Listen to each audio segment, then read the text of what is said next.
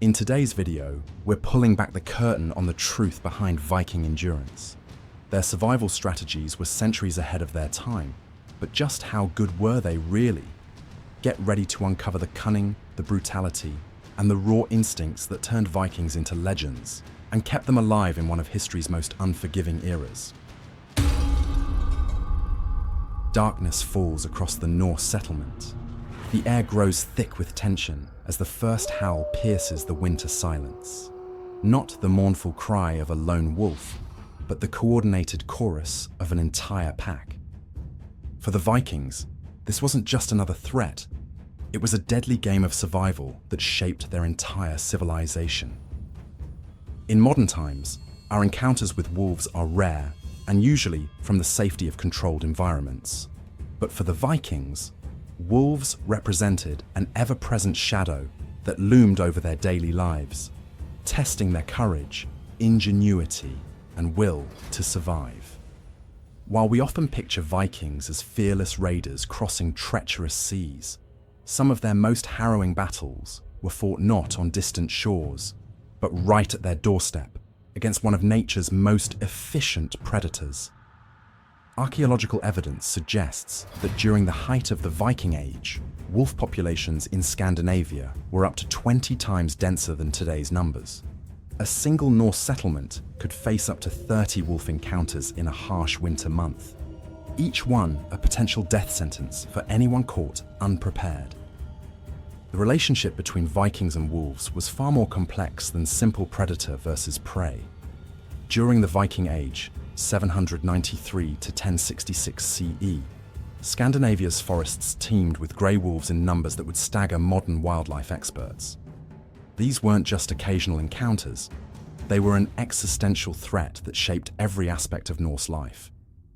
What made the situation particularly deadly was the perfect storm of environmental and social conditions. Viking settlements, with their livestock and food stores, created irresistible attractions for wolf packs struggling through the brutal Nordic winters. As Vikings pushed further into the wilderness to establish new settlements, they essentially placed themselves directly in wolf territory. The predators, already adapted to the harsh climate, found these human outposts to be perfect hunting grounds. The wolves of Viking Age Scandinavia were also notably larger than their modern counterparts. Skeletal remains from the period suggest adults could reach weights of up to 175 pounds or 79 kilograms, a size that made them more than capable of taking down even the most seasoned warrior. During the depths of winter, when food became scarce, these wolves would form larger packs than typically seen today, sometimes numbering 20 or more animals. The cultural and psychological impact of wolves in Norse mythology was significant. In Norse mythology, wolves were depicted as powerful symbols of chaos and destruction. The great wolf Fenrir was said to be destined to devour Odin during Ragnarok, while his offspring, Skjold and Hati, were described as chasing the sun and moon across the sky. These stories reflected the very real fear of wolves that Vikings experienced as they navigated the dangers of their environment. Archaeological evidence tells us that nearly every Viking settlement had its share of wolf-related casualties. Grave sites from the period reveal distinctive bite marks on bones, and settlement records speak of entire families lost to wolf attacks during particularly harsh winters. The problem was so severe that many Norse communities had dedicated wolf watchers, individuals whose sole responsibility was to monitor wolf activity and warn of impending attacks. When survival meant the difference between a quick reaction or becoming part of the pack's next meal, Vikings developed a sophisticated array of defensive measures that would impress even modern military strategists. The Vikings' approach to wolf defense was methodical and multi-layered, born from generations of brutal experience. At the heart of their defensive strategy was the concept of ring defense, a system where settlements were arranged in concentric circles of protection. The outermost ring consisted of cleared land, stripped of underbrush and trees that wolves might use for cover. Within this, they constructed what modern archaeologists call wolf ditches, deep trenches filled with sharpened stakes that would impede charging wolves and potentially injure them. But perhaps their most ingenious innovation was the wolf bell system, a network of bronze bells positioned at strategic points around the settlement, connected by ropes. These weren't just simple alarms. They were carefully calibrated to produce specific tones that could communicate the direction and severity of an approaching threat. A single wolf might trigger a different signal than a pack, allowing defenders to respond appropriately. The Vikings also developed specialized weapons for wolf encounters. The Ulfbert sword, while famous for its quality, was actually poorly suited for wolf defense. Instead, they favored the wolf spear, a shorter, thicker spear with a crossguard that prevented an impaled wolf from sliding down the shaft to attack the wielder. Fear the wolf that walks alone, but terror the pack that hunts as one. Old Norse proverb. The psychological dimension of surviving wolf attacks was as crucial as any physical preparation. Vikings developed a complex mental framework for dealing with the constant threat, one that merged practical survival skills with their deeply held spiritual beliefs. Young Vikings were trained from childhood to recognize different types of wolf behavior. They learned to distinguish between the hunting patterns of lone wolves and packs, to read tracks in various weather conditions, and most importantly, to master their own fear. This wasn't just about bravery. It was about developing what modern psychologists might call tactical awareness. The training was intensely practical. Mock wolf attacks were staged during different seasons and weather conditions. Children were taught to recognize the subtle signs of wolf presence, changes in bird calls, unusual livestock behavior, and the distinct patterns of wolf tracks. But beyond these practical skills, there was a deeper psychological preparation at work. Vikings believed that showing fear would attract wolves, a belief that, while not entirely accurate by modern understanding, served an important psychological purpose. It encouraged warriors and civilians alike to maintain composure during encounters, which often proved crucial for survival. They developed specific breathing techniques passed down through generations, designed to calm the mind during wolf encounters. Norse spiritual beliefs played a crucial role in shaping perspectives on fear and bravery. Wolves were portrayed as agents of chaos, and facing them was considered a test of strength and courage. According to these beliefs, warriors who died fighting wolves were thought to earn a place in Valhalla, an honor equal to dying in battle. This belief system reframed fear as a spiritual challenge rather than a source of paralysis. Interestingly, archaeological evidence suggests that Vikings used what we might now call exposure therapy. They would keep wolf cubs captured during spring raids, raising them to adulthood. While these wolves never became fully domesticated, they helped younger Vikings become accustomed to wolf presence and behavior, making actual encounters less psychologically overwhelming. A wolf at the throat is worth two in the woods, Viking battle saying, emphasizing the importance of dealing with immediate threats first. When facing a wolf pack, Vikings employed battle tactics that demonstrated their deep understanding of both predator and prey. Their most effective formation, known as the shield spine, emerged from generations of brutal experience. Unlike the famous shield wall used against human opponents, warriors would form a tight triangle, backs to each other, with shields angled downward. This precise positioning protected against wolves' natural instinct to lunge for the throat, while simultaneously guarding against their secondary attacks at the legs. Through centuries of encounters, Vikings had learned to read the complex language of pack attacks. They recognized the subtle difference between a testing strike, where a single wolf would probe their defenses, and the more deadly split force attacks, where packs would coordinate from multiple angles. Most feared was the rush down, a full frontal assault by the entire pack that could overwhelm even the most seasoned warriors. One of their most daring strategies was known as the blood bait gambit. This high-risk tactic involved deliberately wounding one wolf, knowing that the scent of blood would often cause the pack to turn on their injured member. While dangerous, this strategy bought crucial time for defenders to either retreat to safety or mount a more effective defense.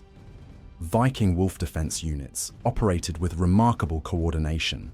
Each warrior played a specific role, with the most experienced fighters serving as backers, maintaining constant verbal updates about wolf positions to defenders who couldn't turn to look. The most agile warriors, known as springers, would make quick strikes to disrupt coordinated pack attacks, preventing wolves from establishing their preferred attack patterns. The Vikings' technological response to wolf threats revealed an innovative spirit that went far beyond simple weapons and barriers. Their developments transformed entire settlements into sophisticated defense systems, incorporating generations of hard-won knowledge about their perpetual adversary. Among their most remarkable innovations was specialized wolf armor, a sophisticated modification to standard Viking combat gear. Recent archaeological discoveries have unveiled leather armor reinforced with angled wooden splints at the neck and legs, precisely positioned to deflect wolf bites. More fascinating still were the wolf spikes, carefully crafted rows of hardened iron points attached to leather jerkins.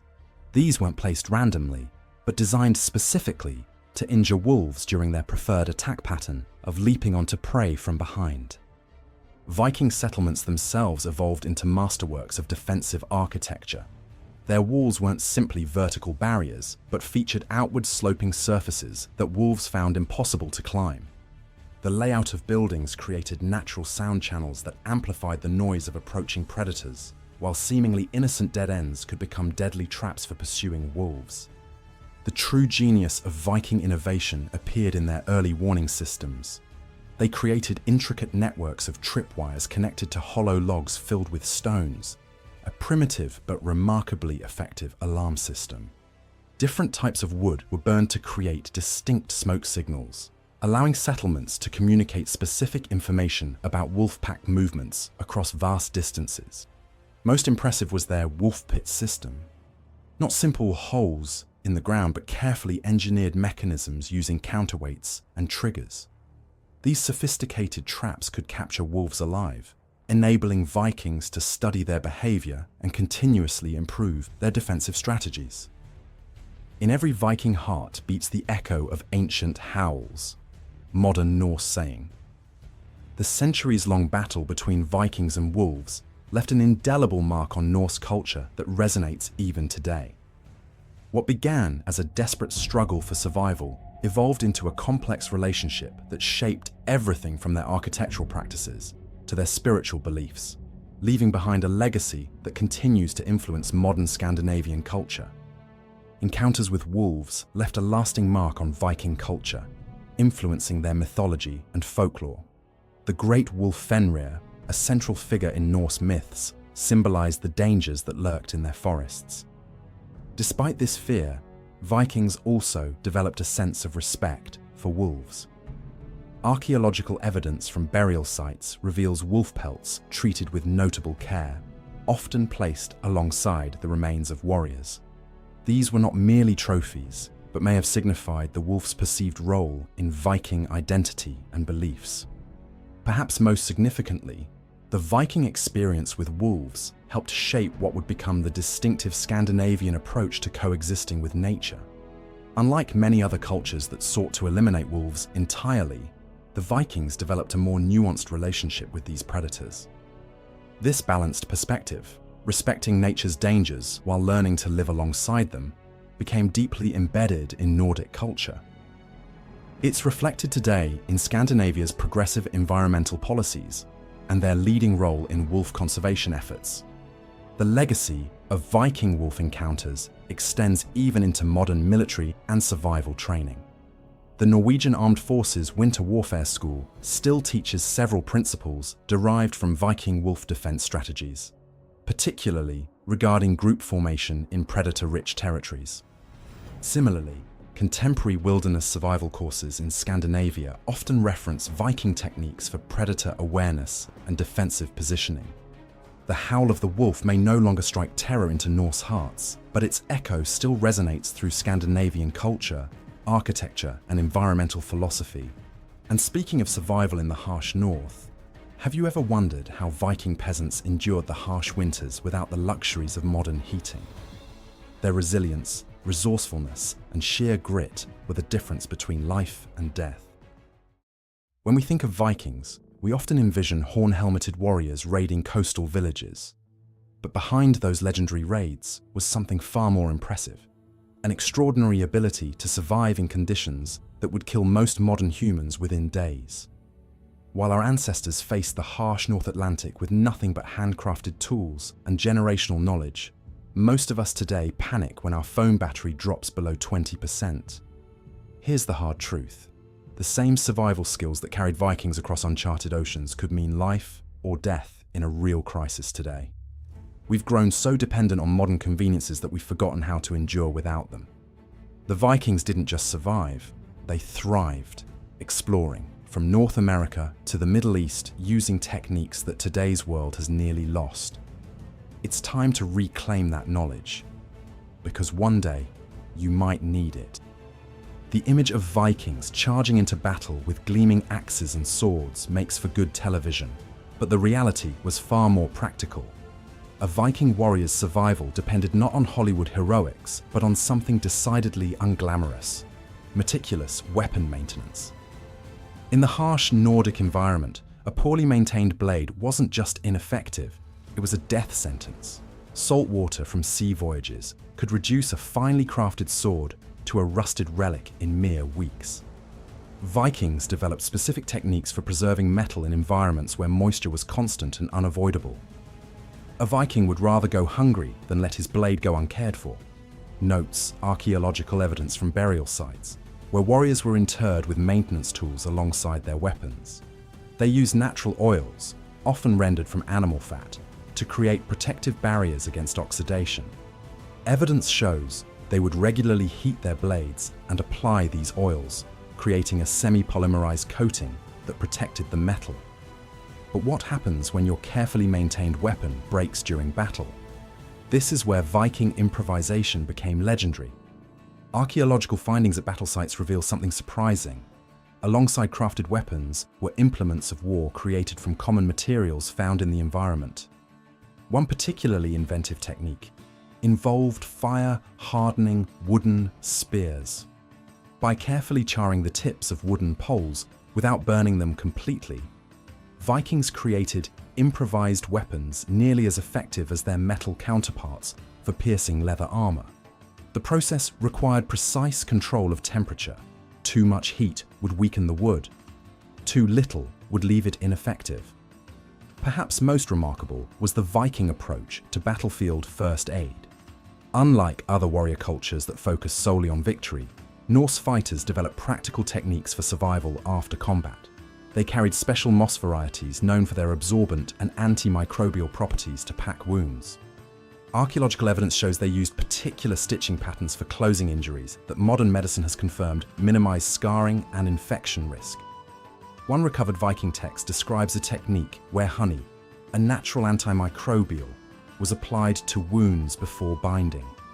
Modern studies have confirmed honey's effectiveness against numerous pathogens, proving once again that Viking survival wisdom was millennia ahead of its time. Imagine setting sail into the vast North Atlantic with no GPS, no compass, and no weather forecast. For most of us, this scenario is unthinkable. For Vikings, it was Tuesday.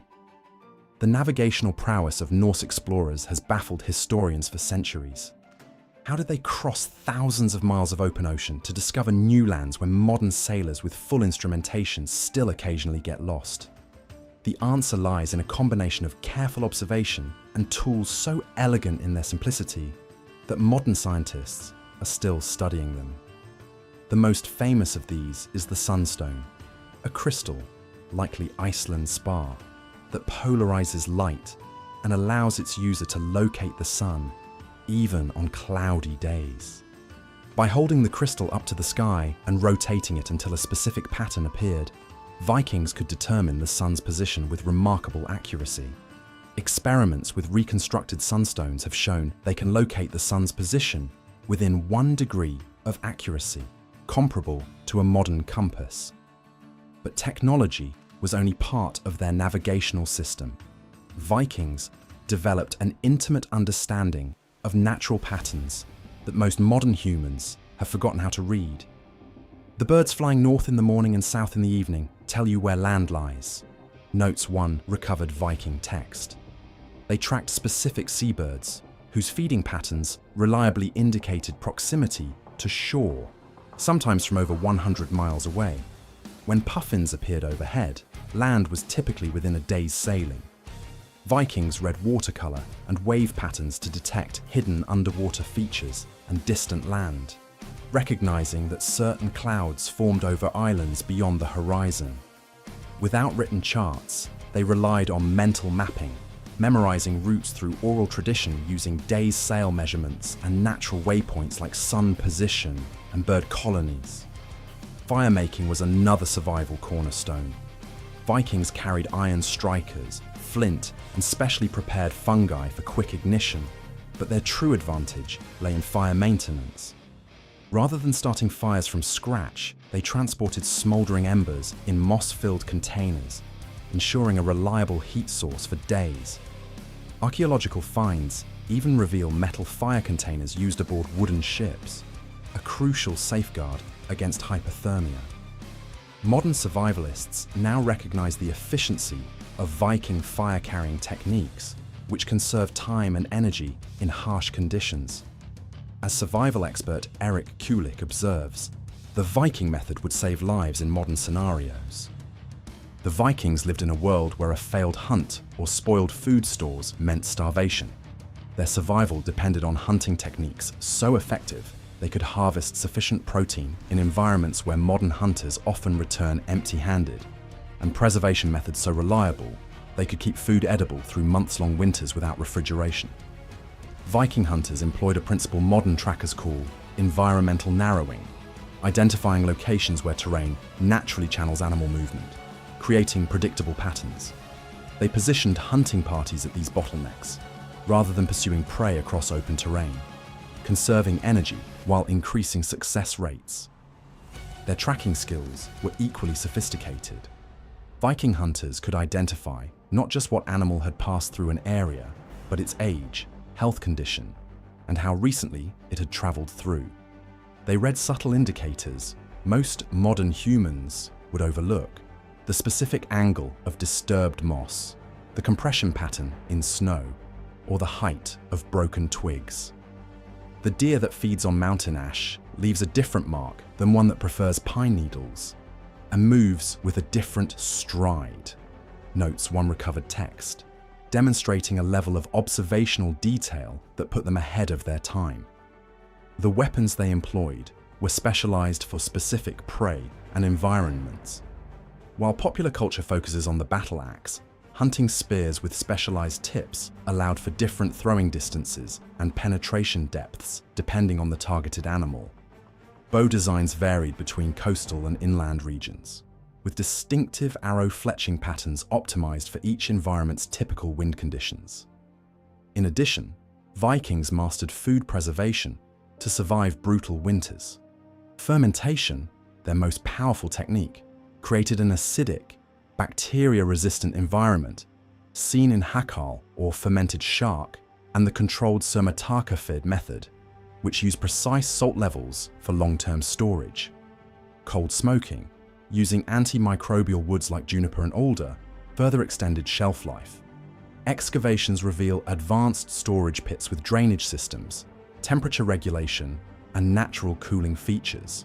Crucially, Vikings never relied on a single method, ensuring food security through layered preservation strategies, an approach still relevant for survival today. In an age before meteorological satellites and Doppler radar, Vikings developed weather forecasting systems so sophisticated that modern scientists are still uncovering their accuracy. Their survival, particularly during sea voyages and raids, depended on predicting dangerous weather patterns before they developed. While we check our smartphone weather apps, Vikings read the sky with a precision that would put many modern forecasters to shame. They recognized specific cloud formations that reliably preceded storms by 24 to 48 hours. The appearance of thin, wispy cirrus clouds moving from west to east served as an early warning system for approaching weather systems. When the clouds resemble fish scales, prepare your vessels for rough seas within 2 days, instructs one recovered Viking Age text. Modern meteorology confirms this mackerel sky, altocumulus clouds with a distinctive pattern, indeed, typically precedes stormy weather by 36 to 48 hours. Beyond the skies, Vikings maintained a complex observational network that included animal behavior, plant responses, and subtle environmental shifts. They noticed that seabirds' feeding patterns changed dramatically 12 to 24 hours before storms. When gulls began feeding more aggressively and flying lower to the water, experienced Norse sailors would seek safe harbor. Archaeological evidence reveals that coastal Viking settlements had elevated weather observation points to track wave patterns and cloud formations. Their forecasting relied on multiple indicators: closing flowers before rain, shifting smoke behavior with pressure changes, and altered sound travel before storms. Most impressive was their grasp of seasonal cycles, using calendrical systems to predict long-term weather trends essential for agriculture. For modern survival situations, the Viking approach to weather forecasting offers valuable lessons. Their system required no technology, just careful observation and pattern recognition. They understood something we often forget. Nature broadcasts advance warnings of changing conditions to those patient enough to notice. When a Viking raider suffered a deep wound hundreds of miles from home, there were no hospitals, no antibiotics, and no advanced medical care. Yet archaeological evidence shows many survived injuries that would be life-threatening even with modern treatment. Their sophisticated approach to wilderness medicine combined practical techniques with an advanced understanding of plant pharmacology that researchers are still unraveling today. Viking medicine began with a practical foundation: stopping blood loss. They developed specialized moss dressings, particularly sphagnum moss, that modern testing has shown absorbs up to 20 times its weight in fluid, while releasing compounds that inhibit bacterial growth. This natural bandage was so effective that similar moss preparations were used by field medics as recently as World War I, when gauze supplies ran short. For wound closure, Vikings used horsehair sutures and specialized needle techniques. Archaeological evidence shows they practiced a suturing method remarkably similar to modern surgical techniques, where the needle penetrates at different depths on opposite sides of the wound, a technique that minimizes scarring and reduces infection risk. Viking healers stood out for their advanced pharmacological knowledge, using plant-based remedies now validated by modern science. They treated wounds with yarrow, which contains anti-inflammatory and coagulant properties. Angelica was used for respiratory and digestive issues, later found to have antibacterial and antiviral effects. Birch bark, rich in betulinic acid, served as a potent antimicrobial for infected wounds. Archaeological findings from Viking settlements include specialized preparation tools for these medicines: grinding stones with residue of specific medicinal herbs, specialized containers for preparing infusions, and evidence of cultivation areas dedicated to medicinal plants. What's particularly notable about Viking healing practices was their systematic approach to infection prevention. In an era when the germ theory of disease was millennia away, Norse healers somehow recognized that wound cleanliness directly impacted healing. They practiced wound irrigation with boiled seawater, now known to have mild antiseptic properties, and applied honey dressings, which modern medicine has rediscovered as effective against antibiotic-resistant bacteria. For the festering wound that grows hot and red, apply the juice of crushed garlic and wrap in clean cloth soaked in boiled wine, instructs one recovered healing text. Modern analysis confirms garlic contains allicin, a powerful antimicrobial compound, while the alcohol in wine would have provided additional antiseptic properties. Their diet, too, reflected advanced nutritional understanding. During winter months, when fresh food was scarce, Vikings deliberately consumed fermented foods, now known to contain probiotics that support immune function. They cultivated specific herbs like rosemary and thyme that modern research has shown contain compounds that help preserve vitamin C in stored foods, helping prevent scurvy during long winter months. When modern campers face unexpected overnight conditions, they often panic, and for good reason. Exposure kills faster than almost any other wilderness threat. Vikings, however, mastered the art of creating effective shelter in environments so hostile that modern survival experts consider them nearly uninhabitable without specialized equipment. Archaeological evidence from temporary Viking encampments reveals sophisticated shelter designs that balanced rapid construction with remarkable insulation properties. Unlike the elaborate longhouses of their permanent settlements, expedition shelters followed a principle modern survivalists call minimal adequate shelter, the smallest structure that provides necessary protection while requiring minimal resources to construct. Viking raiders and explorers carried specific tools dedicated to shelter construction. Specialized axes for quick timber processing, compact digging implements for site preparation, and woven panels that could serve as both sailcloth and shelter material. This multi-purpose approach meant their equipment served multiple functions without adding unnecessary weight, a principle modern ultralight backpackers have only recently rediscovered. What made their shelter approach particularly effective was site selection. Vikings understood microclimate dynamics centuries before the term existed. They identified locations where terrain features created natural wind barriers, where southern exposures maximized solar gain, and where ground conditions minimized heat loss through conduction. Place your shelters back to the wind and its door to the midday sun, with stone beneath if the ground holds water, instructs one recovered text. This simple guidance embodies sophisticated thermodynamic principles that modern survival experts still teach today. Vikings mastered insulation using local materials, layered branches with sod, compressed dry grass, and banked earth, achieving thermal efficiency comparable to modern methods. They optimized interior heat by strategically placing fires and using stone reflectors to direct warmth.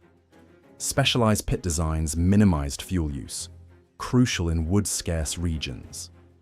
In extreme climates, semi-subterranean structures leveraged Earth's stable temperature, maintaining warmth even in minus 30 degrees Fahrenheit or minus 34 degrees Celsius conditions.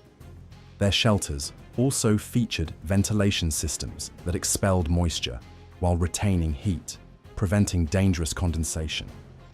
Modern survival instructors have begun studying Viking shelter techniques for contemporary applications. The genius of Viking shelter design wasn't sophisticated materials, but sophisticated understanding of environmental physics, notes survival expert Lars Monsen. They achieved with readily available materials what we now need specialized gear to accomplish. The Viking longship represents one of history's greatest survival technologies, a vessel so perfectly adapted to its environment that modern naval architects still study its design principles. What enabled these seafarers to cross thousands of miles of open ocean in vessels modern sailors would consider dangerously exposed wasn't just courage, but a sophisticated understanding of materials, hydrodynamics, and preventative maintenance. At the heart of Viking shipbuilding was a revolutionary construction technique called clinker building, where hull planks overlapped like roof shingles instead of meeting edge to edge. This seemingly simple innovation created vessels with a critical survival advantage: flexibility. Unlike rigid hulls that break under stress, Viking ships could flex with powerful North Atlantic waves, absorbing impact forces that would shatter more rigid designs. Archaeological analysis of recovered ships reveals sophisticated material selection processes. Vikings didn't just use any available wood, they selected specific trees grown in particular conditions. Oak from slow-growth forests provided structural elements with ideal density and grain patterns. Pines with straight, knot-free trunks supplied masts, capable of withstanding tremendous wind forces without snapping. Choose trees that have bent with the same winds your ship will face, advised Norse shipbuilders, recognizing that natural stress adaptations in living trees translated to desirable properties in finished vessels. This observation anticipated by centuries what modern material science now confirms. Biological stress adaptation creates superior structural properties. Viking waterproofing was remarkably advanced, using pine tar and animal fat to create flexible, watertight seals. These mixtures were heated to precise temperatures for optimal penetration, a technique modern reproductions struggle to replicate. Their maintenance discipline was equally impressive, practicing what modern engineers call predictive maintenance. They replaced worn components and applied preservatives based on environmental wear. Ship upkeep was a daily ritual, with morning inspections of hull integrity, structural elements, and steering systems, ensuring seaworthiness for months in punishing conditions. Viking sailors carried specialized repair tools, including wedges for sealing breaches and pre-shaped timber for quick fixes, components of a well-planned contingency system. Their survival at sea also depended on meticulous resource management. With efficient water conservation and food preservation techniques, crews could endure weeks on minimal supplies, proving their ships were more than transportation. They were complete survival systems. The Vikings thrived not through superhuman abilities, but through systematic knowledge, meticulous preparation, and adaptive problem-solving. Their true strength lay in observation and self-reliance, skills that modern specialization has largely replaced with dependence on convenience. Think your winter is brutal? While you're curled up with hot chocolate and the thermostat humming at 72 degrees Fahrenheit, Viking peasants braced for a Scandinavian deep freeze armed with nothing but wool, firewood, and sheer survival instinct. Every autumn was a race against death. One mistake in their preparations meant starvation, frostbite, or worse. No second chances, no safety nets. Just months of brutal labor, communal survival, and wisdom forged through generations of hardship. Compared to their world, scraping ice off your windshield is child's play. So how did they outlast the deadliest season with nothing but grit and ancient know-how? The first thing that struck Viking peasants wasn't the cold, it was the darkness. In central Scandinavia, winter days shrank to a mere 4 to 6 hours of pale, watery sunlight. Imagine spending 18 to 20 hours in near-total darkness, where every task, from feeding livestock to collecting firewood, had to be accomplished in a narrow window of twilight. For context, that's like trying to complete all your daily activities during an extended lunch break. But the darkness was just the opening act. Winter temperatures in Viking Age Scandinavia regularly plunged to minus 20 degrees Fahrenheit or minus 29 degrees Celsius, with coastal regions facing the added bite of wind chill and maritime storms. To put this in perspective, that's cold enough to freeze exposed skin in under 30 minutes, about the same temperature as the inside of your home freezer. Modern weather stations in these regions still record similar temperatures, but we face them with Gore-Tex and central heating, not homespun wool and wooden walls. The winter presented 3 lethal challenges that every Viking household had to overcome. First was the cold itself, an invisible predator that could kill through hypothermia or frostbite. Without reliable shelter and heating, death could come in a single night of exposure. Second was starvation. Unlike our modern world of 24/7 supermarkets, Vikings faced months where growing food was impossible. Their autumn preparations needed to be perfect, or spring would find their households decimated by hunger. Third was isolation. Winter storms could cut off Viking communities for weeks at a time. A family that ran out of food or fuel couldn't simply trek to the nearest village for supplies. Attempting such a journey in a blizzard was often a death sentence. For Viking peasants, surviving winter wasn't just about enduring the cold. It was about preparing for a siege by nature itself. Every autumn became a race against time to gather enough resources to survive nature's harshest season. Their solutions to these challenges weren't just clever, they were essential blueprints for survival that would be passed down through generations. If you've ever had your power go out and worried about the food in your freezer, you've had a tiny taste of what Viking peasants faced every year. But while we panic about a few days of food storage, They had to preserve enough food to feed entire families and their livestock for up to 6 months. Their solutions weren't just effective, they were ingenious combinations of chemistry and careful timing that we still use today. The preservation process began long before the first frost. By late summer, Viking households launched into a carefully choreographed dance of food preservation that would make modern preppers look like amateurs. Every edible item had its own preservation method, perfected through generations of trial and error. Meat preservation was perhaps their most sophisticated achievement. Without refrigeration, Vikings developed a multi-layered approach that would seem almost alchemical to modern eyes. Fish and meat were first dried in the cold autumn air, then smoked using specific types of wood. A typical Viking household would smoke enough meat to fill a modern walk-in closet, roughly 600 to 800 pounds or 270 to 360 kilos for a family of 6. The smoking process wasn't just about preservation. It created a protective outer layer that sealed in nutrients while keeping out bacteria. But their most fascinating preservation method was fermentation. Take skyr, for instance, a dairy product that's currently trending in high-end grocery stores, but was a Viking survival staple. By carefully controlling bacterial fermentation, they created a protein-rich food that could last months without refrigeration. Modern food scientists have found that traditional skyr contains beneficial probiotics that actually strengthen the immune system, something those Viking peasants seemed to know intuitively. The real masterpiece of Viking food preservation was their root cellar system. These weren't just holes in the ground. They were sophisticated temperature control devices that maintained a steady 32 to 40 degrees Fahrenheit or 0 to 4 degrees Celsius, nearly identical to your modern refrigerator. Root vegetables like turnips, carrots, and rutabagas were layered between sand and straw in these cellars, creating a natural crisper drawer that could keep vegetables fresh for months. A typical Viking root cellar could store enough vegetables to provide 2,000 to 2,500 calories per person per day throughout the winter. Grains posed another challenge entirely. Vikings learned that properly dried grain could last through winter without spoiling, but the drying process had to be perfect. Too much moisture meant mold. Too little meant the grain would be too hard to process. They built specialized drying racks that allowed them to control this process with remarkable precision, creating stores of grain that could last not just through winter, but sometimes for several years. Their version of a long-term emergency fund. The preservation process wasn't just about keeping food from spoiling. It was about maintaining enough nutritional diversity to keep people healthy through the dark months. Every preserved food item was part of a carefully planned nutritional strategy that provided proteins, carbohydrates, and enough vitamins to ward off deficiency diseases. Modern nutritionists have found that this preserved food diet, while monotonous by our standards, was surprisingly well balanced.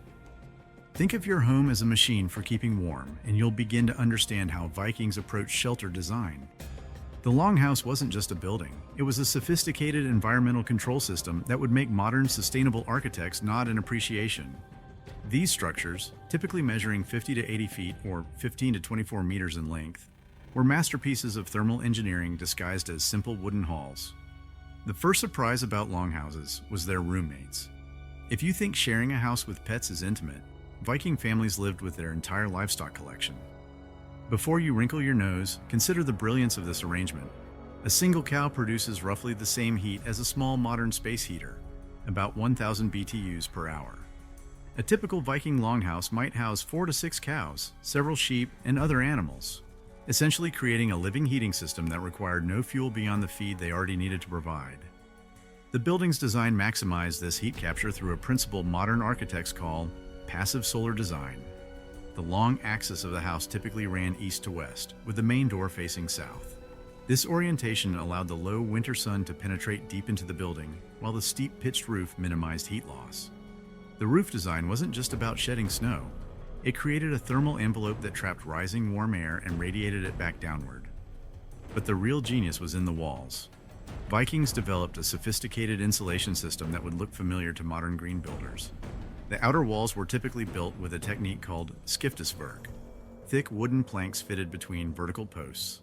Between these walls, they packed a dense layer of insulating material, moss, straw, and even sheep's wool. Modern testing of reconstructed walls shows they achieved an insulation value comparable to a modern home's fiberglass-filled walls. The central hearth was the heart of this indoor ecosystem. Unlike modern fireplaces that send most of their heat up the chimney, Viking hearths were designed for maximum heat retention.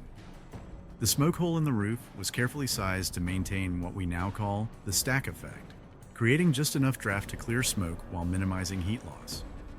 The stone-lined hearth itself acted as a thermal mass, absorbing heat during the day and radiating it back at night, much like modern solar heat storage systems.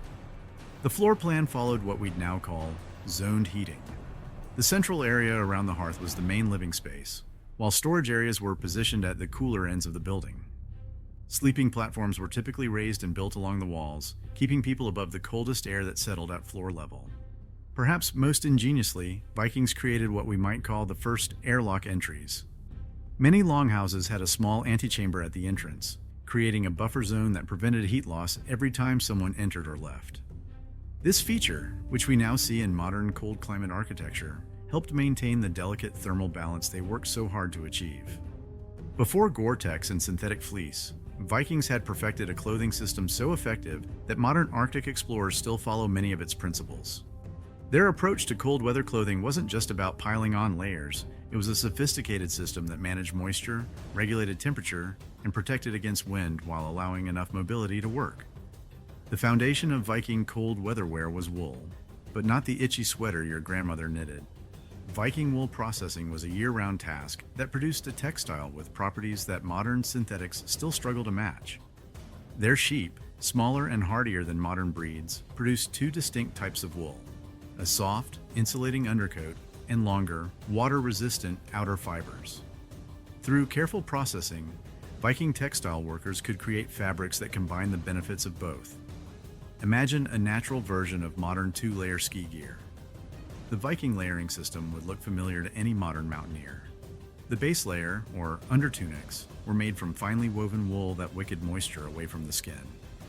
Unlike modern polyester base layers that can get smelly, wool naturally resists bacterial growth.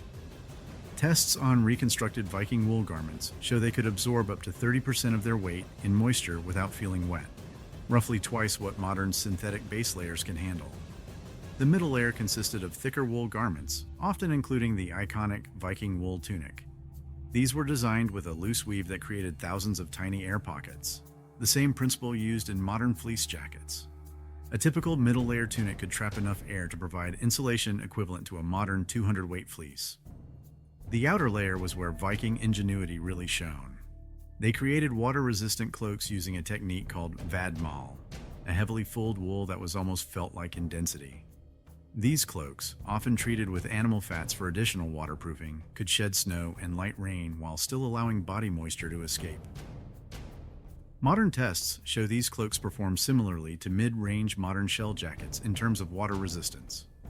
As for their winter boots, they came with a clever trick: removable wool insoles. Dry them by the fire overnight, and you'd wake up to warm feet, ready for another brutal day. Their leg bindings? Strips of wool wrapped snug around the lower legs, adjustable for warmth and mobility, centuries ahead of modern gaiters. The most surprising aspect of Viking cold weather gear was its sophistication in handling the greatest challenge of winter clothing: managing moisture. Modern winter athletes know that sweat can be deadlier than cold. Once moisture freezes in your clothing, you're wearing an ice vest. Vikings solved this through careful garment design that included ventilation options. Their tunics often had front slits that could be opened during heavy work and closed for warmth during rest periods, the medieval equivalent of modern pit zips. The harsh reality was that no single household, no matter how well prepared, could guarantee their winter survival alone. The Vikings' greatest innovation wasn't in their tools or techniques. It was in their sophisticated social networks that turned individual vulnerability into collective resilience. The foundation of Viking winter survival was the Grannlag, neighborhood groups that functioned like ancient mutual aid societies. These weren't just informal arrangements, they were binding social contracts. Each household in a Grannlag had specific responsibilities and rights. Think of it as a medieval insurance policy where the premium was paid in labor and resources rather than money. Winter preparation began as a community effort long before the first frost. The Vikings had a system called dugnad, communal work days, where entire communities would gather to help each other prepare. Imagine your whole neighborhood showing up to help you stock your winter supplies, repair your roof, and ensure your heating system was ready. These weren't just helpful gestures, they were crucial survival strategies. A single household might take weeks to process their winter food stores, but a community working together could complete the task in days. The Vikings developed sophisticated food sharing systems that would impress modern economists. Each community maintained communal storage houses called burj, where surplus food was stored. These weren't just warehouses, they were carefully managed resources that could be drawn upon if a family's supplies ran low. The system wasn't charity, it was a complex web of obligations and rights that ensured everyone's survival. Despite the brutal conditions, entertainment was essential, a survival tactic often overlooked by historians. Long winter nights weren't just endured, they were filled with veternatter, gatherings that went far beyond mere celebration. These weren't just parties, they were lifelines. A time to share news, reinforce social bonds, and battle the crushing isolation of winter. Around the fire, stories were passed down, crucial skills were taught, and the wisdom of generations ensured that survival wasn't just physical, but psychological too. The community also maintained winter roads, packed snow paths between settlements that were literally kept open by a collective effort. Each household was responsible for maintaining their section of these paths, creating a transportation network that could mean the difference between life and death during emergencies. Most remarkably, these community systems were self-regulating. Social pressure and the harsh reality of winter created a culture where cooperation wasn't just encouraged, it was essential for survival. Households that failed to contribute to community efforts found themselves subtly excluded from social gatherings and support networks, creating a powerful incentive for participation. The Vikings didn't just survive winter, they mastered it. Their resilience wasn't just about tools, but about community, turning survival into an art form. In an age of climate challenges, their legacy reminds us, true strength comes from working together. Maybe it's time we learn from them.